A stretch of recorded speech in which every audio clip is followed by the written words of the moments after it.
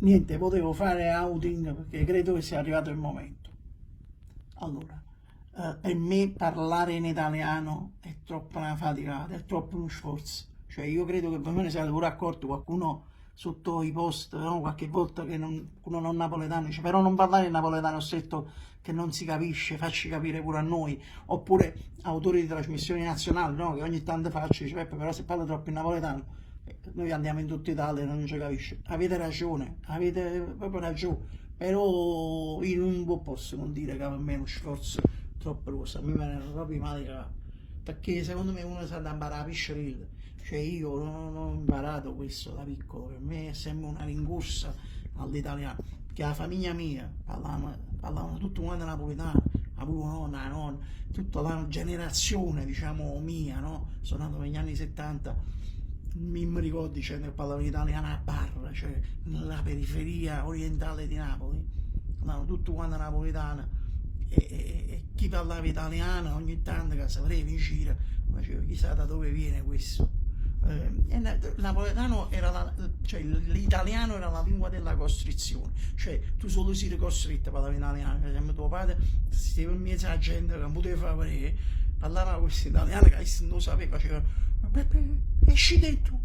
mamma mia, ma ti è morbido, ti scommetti sarà quel pappo, ti spezzi il racillo, cioè solo per te costringere, oppure a scuola, ti vai a scuola media, a scuola elementare, che la maestra, però tu dici che cosa che ha letto un po' libero, cioè per me era come l'inglese, l'italiano, la lingua, l'L1 era napoletano, l'italiano e l'inglese L2, solo uno nella mia famiglia allargata parlava in italiano, infatti ero zio italiano, zio Cenzino, il cognato di mio padre, parlava poi in italiano senza sforzi, cioè pare che lo faceva pure piacere. E io negli occhi del bambino vedevo, metteva una suggezione a tutta la famiglia, metteva suggezione a zio Cenzino, e pensavo che era un'alta carica dello Stato, che ne sa, ministro degli interni, un prefetto, poi ho scoperto dopo che facevo un rappresentante di mob, però perché chi si vestiva pure in giacca e cravatta, quindi italiani, giacca e cravatta, ci visti, io sapevo chi è.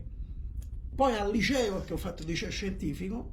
ho scoperto questa lingua italiana, ho scoperto che non era una lingua straniera, perché c'erano persone che venivano, ragazzi, venivano da San Giorgio da Portici, in cui là era stata scoperta, diciamo, la lingua, c'erano degli italiani, e l'ho incominciato a imparare, ma troppo tardi, perché mo è sempre una rincorsa, è sempre uno sforzo, cioè io non faccio mai con piacere fluido che ci parlo in italiano, cioè ci sempre pensato, tipo proprio un meccanismo quando uno pensa a una lingua straniera, devi pensare che tradurre. Troppo faticata, infatti ci riesco per un minuto e mezzo in modo continuo, però porto un napoletano in mezzo. E molti lo confondono, dicevo, è simpatico, simpatica, è simpatia. No, faccio come riposare che cervello, per mi rilassare un po'. Ma volevo dirvelo.